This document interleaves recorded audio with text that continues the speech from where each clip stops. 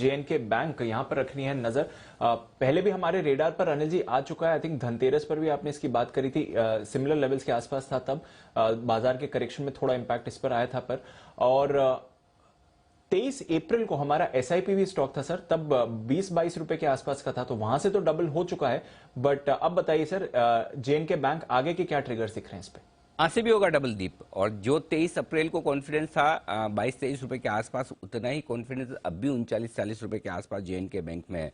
इसकी वजह यह कि इसमें कोई डाउट ही नहीं, नॉर्थ ईस्ट और साथ ही जम्मू कश्मीर, ये सारे वो जो राज्य हैं वहाँ पर सरकार का पूरा फोकस है, स्पेशली इंफ्रास्ट्रक्चर डेवलपमेंट को लेकर जिस तरह का काम हो रहा है आप समझ सकते हैं। और इस बार भी बजट में एलोकेशन बढ़ना ही बढ़ना है। 1,60,000 करोड़ का एलोकेशन पिछली बार था, इस बार फिर से बजट में एलोकेशन बढ़कर आएगा।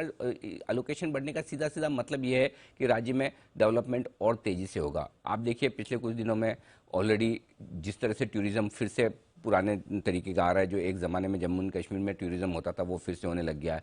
फिल्मों की शूटिंग्स वापस से होने लगी हैं, तो काफ़ी कुछ चीज़ें बदल रही है। और उसके ऊपर अगर सरकार डेवलपमेंट पर बजट बढ़ाती है तो डेफिनेटली इसका फ़ायदा वहाँ की इकोनॉमी को होगा। और वहाँ की इकोनॉमी को होने का मतलब सीधा है, लीडर वहाँ का बैंक वही है, जेएनके बैंक, जो इकोनॉमी से जुड़ा है, तो एक ही है। दूसरा, इकोनॉमिक एक्टिविटी बढ़ने की वजह से और इकोनॉमिक सिचुएशन बेहतर होने की वजह से अब धीमे धीमे इनकी एसेट क्वालिटी में सुधार आने के शुरुआती संकेत आ गए हैं। तो एसेट क्वालिटी भी आगे चलते हुए जम्मू एंड कश्मीर बैंक की और बेहतर होगी, ये आप भरोसा रख सकते हैं।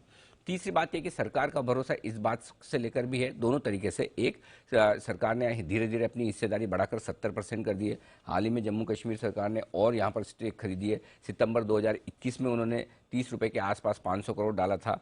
मार्च 2020 में भी उन्होंने पैसा डाला था, 32 रुपए में तब डाला था। तो सरकार भी लगातार पैसा डाल रही है। वैल्यूशंस बहुत ही आकर्षक हैं, आधे बुक वैल्यू पर ये स्टॉक ट्रेड कर रहा है। एक्चुअली लोग है ना जम्मू एंड कश्मीर सुनकर आगे स्टॉक पर फोकस ही नहीं करते, देखते ही नहीं है। लेकिन आपकी जानकारी के लिए बता दूं, बहुत कम लोगों को पता होगा कि बाजार के जाने माने दिग्गज राधाकिशन दमानी साहब की स्टेक है इस बैंक में। उन्होंने ऑलरेडी साइजेबल स्टेक खरीद कर रखी है और लगभग 5% है। और कोई बड़ी बात नहीं कि अगर वो अपनी स्टेक और बढ़ा दें। तो ऐसे में सिर्फ नाम पे मत जाइए, पूरी डिटेल देखिए, बैलेंस शीट देखिए, और मुझे लगता है ये स्टॉक कमाल कर सकता है। 60 रुपए का एक छोटा टारगेट है, जो भी 50% ऊपर का होता है उसको भी मैं आपको छोटा कह रहा हूँ। अप्रैल में 40 रुपए, 45 रुपए, 50 रुपए के जो टारगेट हमने दिए, किसी को शायद भरोसा नहीं होगा कि 50 रुपए जेएनके बैंक हो सकता है।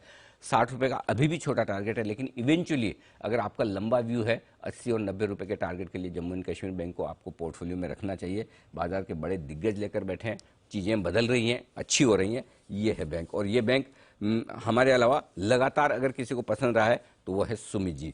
सुमित जी से इस पर चार्ज पर राय लेनी चाहिए। सुमित जी बताएं, जम्मू एंड कश्मीर बैंक। अनिल जी, कोई दिक्कत नहीं है, ये स्टॉक बहुत लोअर लेवल से हम रिकमेंड करते हुए आ रहे हैं। जेएनके बैंक के अंदर ये कंसोलिडेशन देखने को मिल रहा है। बहुत जल्दी ये स्टॉक के अंदर यहाँ से बढ़िया मूव और बड़ा ऊपर का मूव देखने को मिलेगा। इमीडिएट शॉर्ट टर्म के जो टारगेट बनेंगे स्टॉक के अंदर वो है 45 रुपए से लेके 50 रुपए तक के।